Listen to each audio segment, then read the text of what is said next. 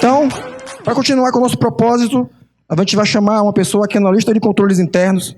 Ela que é perita contábil, graduada em Ciências Contábeis pela Universidade do Estado da Bahia e pós-graduanda em Perícia Contábil pela Universidade Federal da Bahia. Também é membro da Comissão de Jovens e Liderança do CRC Bahia. Eita, que eu trouxe gente do CRC, viu? E digital influencer no Instagram, @perita contábil. Com vocês, Mariana Arais.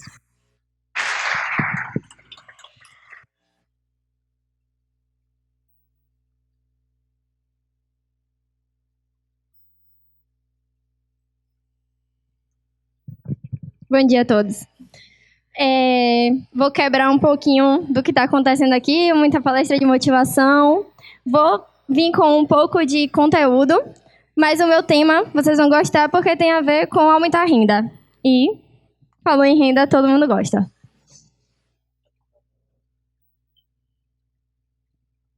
Não preciso me apresentar porque o Ricardo já fez isso, né? Muito bem. E eu vou começar falando um pouquinho sobre o que é a perícia contábil, porque eu não tenho como explicar para vocês como implementar isso no escritório sem dizer o que é. A perícia contábil, ela é regulamentada do ponto de vista contábil pela NBC PP01 e pela PP02 com relação ao perito, a TP01 com relação à perícia contábil. O Código de Processo Civil, ele também traz regulamentações, mas de forma geral, como o perito como auxiliar da justiça. E o que é a perícia contábil?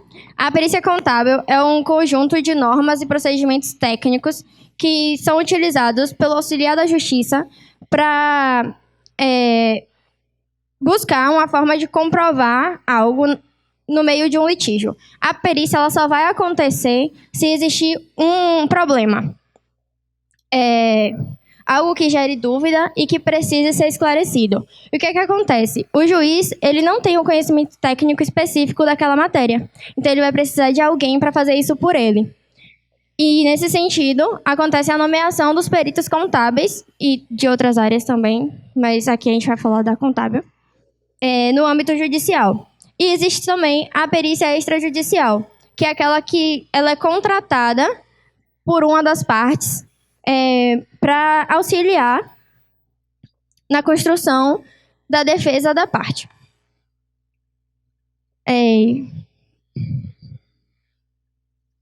O perito contábil, ele precisa ser um profissional que tenha competência técnica e não só na área de contabilidade. Ele precisa estar alinhado tanto no âmbito jurídico quanto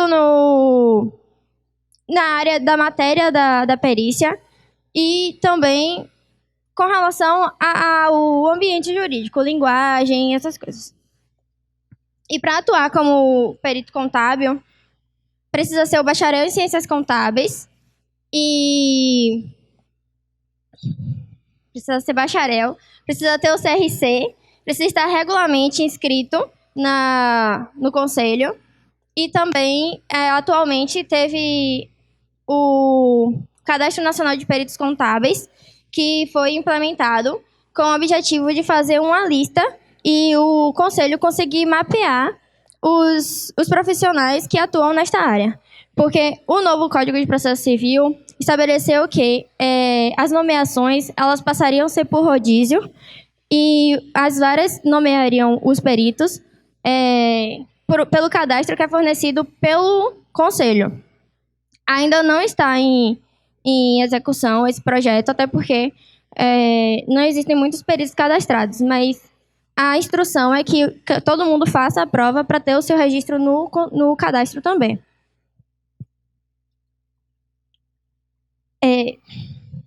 A diferença principal da perícia judicial para extrajudicial é que o perito ele é nomeado pelo juiz e a outra ele é contratado pelas partes. E o que acontece? O perito judicial ele vai elaborar um laudo que vai esclarecer a dúvida que o juiz tem. O juiz pode pedir para ele calcular ou para ele solucionar algo. E para isso, o perito do juiz vai utilizar de diversas fontes que ele precisar para isso. Se ele precisar fazer entrevista, se ele precisar de documentos na empresa, e assim por diante. O perito extrajudicial, na condição de assistente técnico, ele vai atuar para a parte, ele vai ser contratado e ele pode, inclusive, participar da elaboração do laudo pericial. Mas a sua função é, após a apresentação do laudo, ele fazer suas considerações. Bom, o exame de qualificação técnica ele acontece uma vez por ano e ele justamente para fazer o cadastro, para fazer a avaliação e assim o perito conseguir o seu cadastro no conselho. Uma novidade que o novo Código de Processo Civil trouxe foi que órgãos técnicos podem fazer perícia. O que acontece? A perícia ela é uma atividade pessoal. Quem é nomeado no processo é o profissional. Nomeio a senhora Mariana Aras Gama para esclarecer qual o valor devido entre as partes. Vamos supor. E aí, há ainda uma dúvida muito grande, porque não está sendo visto órgãos sendo nomeados. Porque não tem uma regulamentação específica sobre que órgão é esse. É uma empresa normal? É um órgão específico? Não sabe. E aí está essa dúvida, mas dentro do ponto de vista geral, é a pessoa física que ela é nomeada.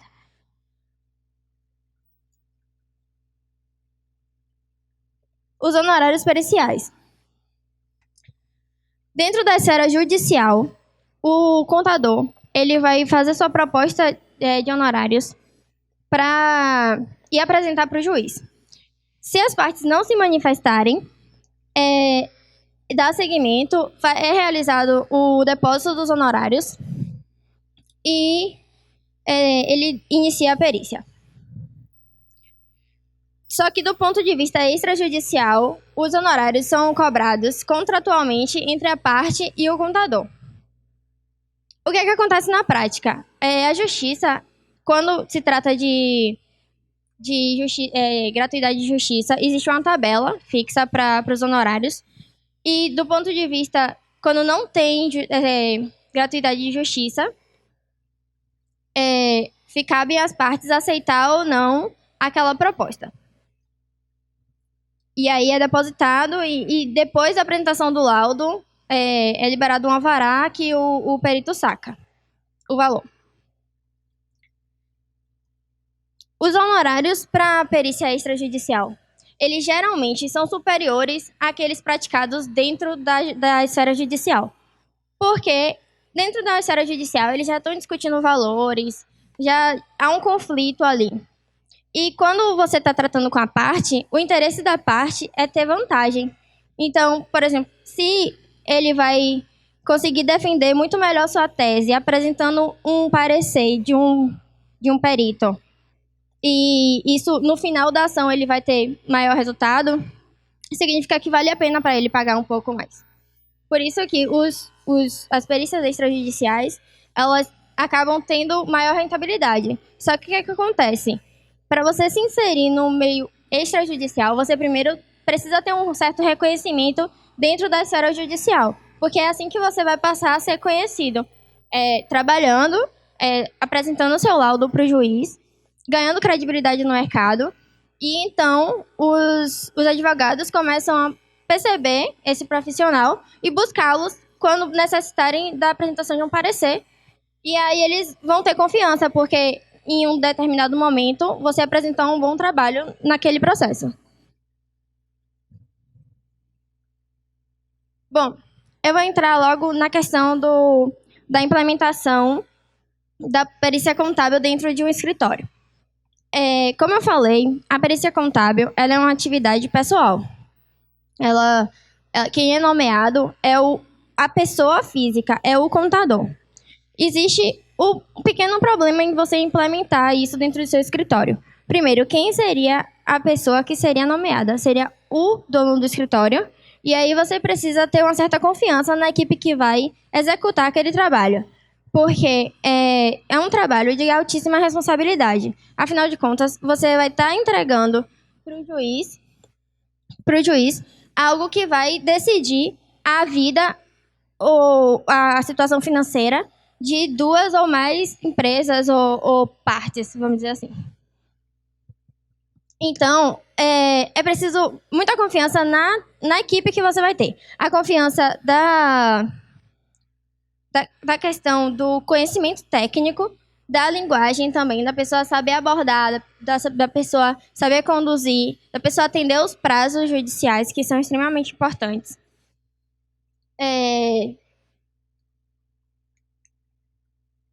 Da questão do fluxo de caixa.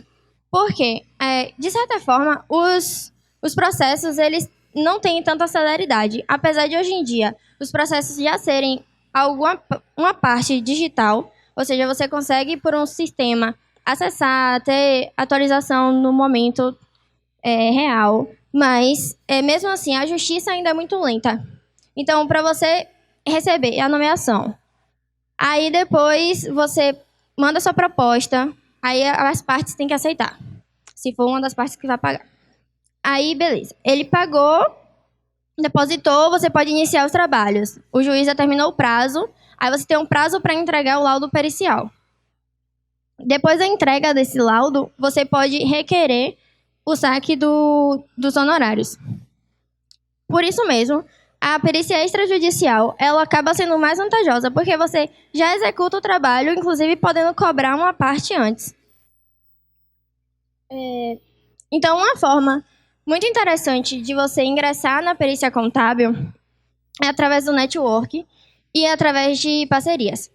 O que é que acontece? A perícia, por se tratar de algo de grande responsabilidade, muitos juízes, eles nomeiam aqueles peritos que eles já conhecem, que eles já têm confiança, que já entendem do trabalho. Então, existia um ciclo muito fechado nessa área. Mesmo que o Código de Processo Civil tenha trazido a questão do rodízio, ainda é muito difícil, porque quem faz a nomeação em si são os juízes ou os diretores. Então, eles não param para olhar uma lista. Na prática, não acontece. E, de certa forma, apesar de melhorar, ainda essa dificuldade. Por isso que fazer parceria com peritos que já estejam na área é o melhor a se fazer. Por exemplo, quando eu terminei a faculdade, eu não atuava com perícia e, coincidentemente, a UFBA abriu a especialização em 2 áreas. A controladoria, que é a área que eu trabalho, e a perícia, que sempre foi minha vontade, mas não dei sequência. E aí eu decidi fazer perícia, porque eu achei que eu poderia, e se eu não tivesse como engajar na área, eu mudaria com o tempo. E aí eu fiz um curso técnico, não, um curso prático de cálculos trabalhistas, no Sindiconta até. Nesse curso, eu comecei a me dedicar bastante, conversava com o professor, foi uma sexta, um sábado e um domingo. E acabei me destacando e ele falou, você não quer começar a fazer uns cálculos para mim? Eu mando o processo para você por e-mail. E aí você começa a ver, se você se adaptar, a gente pode fazer uma parceria. Aí despertou algo em mim que falou assim, boa, isso de parceria, vamos tentar. Eu passei 6 meses recebendo os processos por e-mail. Eu enviava o cálculo e um pequeno parecer para ele poder desenvolver e mandar para o cliente dele. A partir daí, eu comecei a ganhar mais confiança na elaboração de cálculos, principalmente da área trabalhista. Depois dessa experiência, um belo dia, eu falei assim, vou mandar um e-mail para um professor meu e vou falar para ele que eu quero trabalhar com perícia. Aí eu mandei esse e-mail e eu tive um retorno. E aí eu fiz uma nova parceria, que é o escritório que eu atualmente trabalho. Inclusive, a perícia ela tem como ser implementada de forma em comum com outra atividade, porque no horário comercial eu atuo como analista de controles internos em uma empresa. E depois, no meu expediente, eu vou para o escritório e faço o que eu devo fazer. Inclusive, por conta dos processos digitais, isso facilita bastante. Porque se eu preciso consultar, ou se eu preciso fazer uma diligência, eu posso mandar por e-mail, ou eu posso acessar o processo eletronicamente. E é muito fácil, hoje em dia, para essa parte. Então, a parceria, ela abriu as portas para mim, para a perícia. Eu duvido muito que eu conseguiria, hoje, a experiência que eu tenho, que ainda tem muito a crescer, mas se eu não tivesse buscado pessoas que já estão na área. Então, o que eu posso recomendar para qualquer pessoa que pretende atuar com perícia contábil é justamente que busque essas pessoas que já atuam, que já conhecem, para que, assim, haja uma porta de entrada mais facilitada. A questão do fluxo de caixa é muito importante. Eu estava falando sobre a demora na fase processual mesmo. Então, quando você já tem um escritório, você já tem umas atividades que você já faz, associar a perícia fica mais fácil. Quando você atua exclusivamente com perícia, você tem uma maior dificuldade. A questão de você se especializar é muito importante, porque você, apesar de só ser contador, não é o suficiente. Você precisa não se atentar somente à sua área de formação. Por exemplo, formei em contabilidade e peguei uma perícia cadastrada na vara tal e veio uma perícia tributária. Então, eu preciso também ter um certo tempo dedicado ao estudo daquela matéria, porque é justamente você se fixar na importância daquele trabalho que você vai entregar. Aquele trabalho, ele tem um valor muito grande para quem está recebendo. Então, não é qualquer trabalho. O perito, ele não pode se arriscar a fazer de qualquer forma aquela atividade que foi designada a ele. Porque uma vez entrega um trabalho que não foi de qualidade, inclusive ele pode deixar de ser nomeado em novas perícias, e também ele perde credibilidade do ponto de vista de novas parcerias com advogados ou com outros peritos. Por exemplo, eu tenho um colega que trabalha com trabalhista e eu sou muito bom em tributário, e aí ele recebeu uma demanda que a gente pode, quem sabe, indicar um ou outro. Então, ou você entrega um bom trabalho para ter um retorno com o tempo, ou vai ser muito difícil realmente ingressar na área da perícia.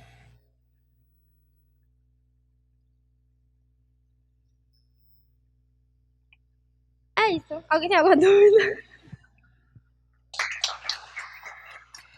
De pé, né, gente? De pé que ela merece. Vou tacar pro meio. Opa, isso aí. Gente, o recado foi dado por Mariana nos dias de hoje. Pronto, como vocês são obedientes. Todo mundo de pé ainda, ó. Agora é pra mim, né?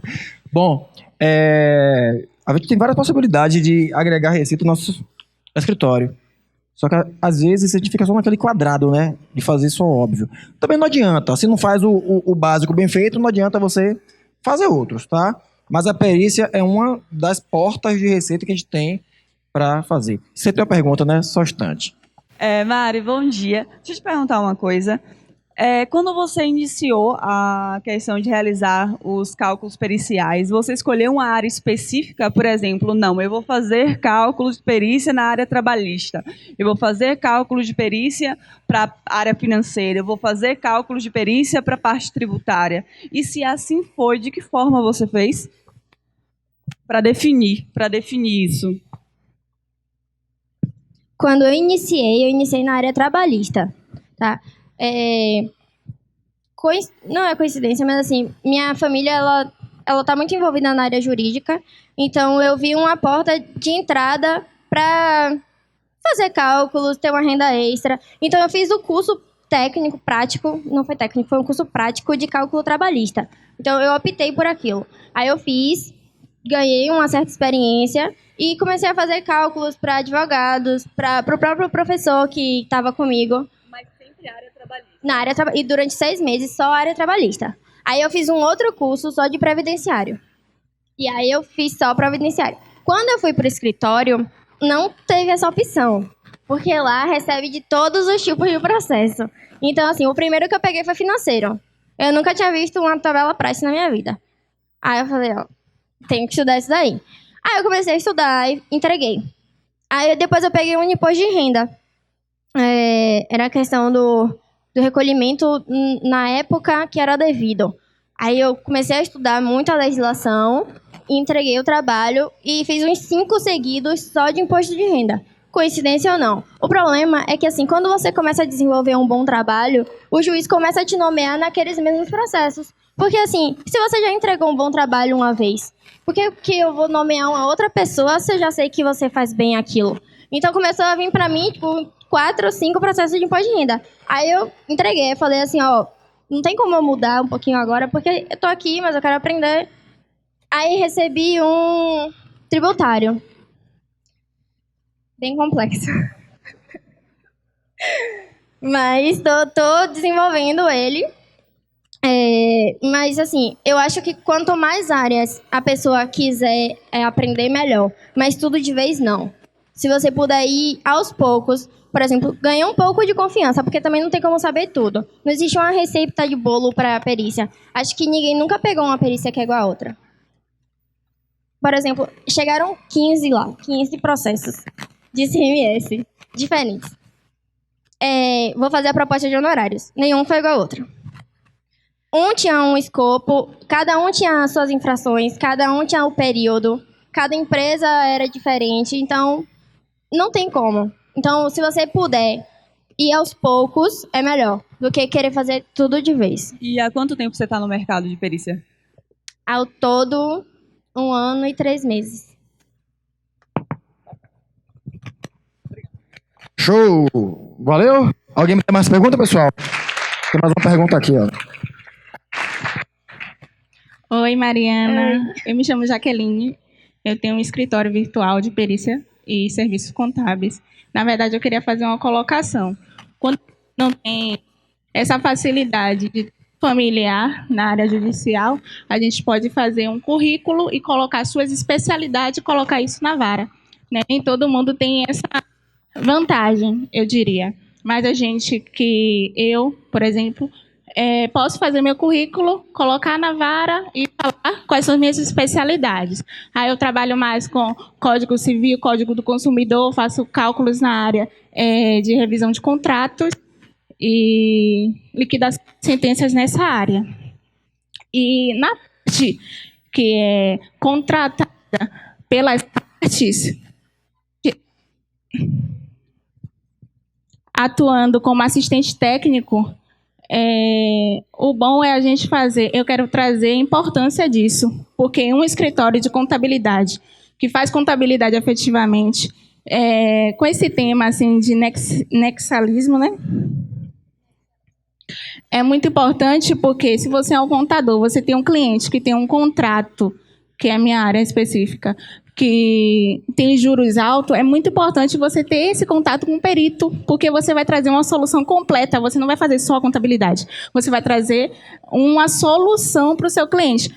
O banco está me cobrando juros no cheque especial, que é muito alto, dá para a gente rever isso aqui? A gente faz um acordo ou a gente entra com o processo. Então, a perícia contábil é super importante por causa disso, você vai trazer um serviço totalmente completo para o seu cliente, né, que é o futuro do contador, o futuro da perícia está nisso.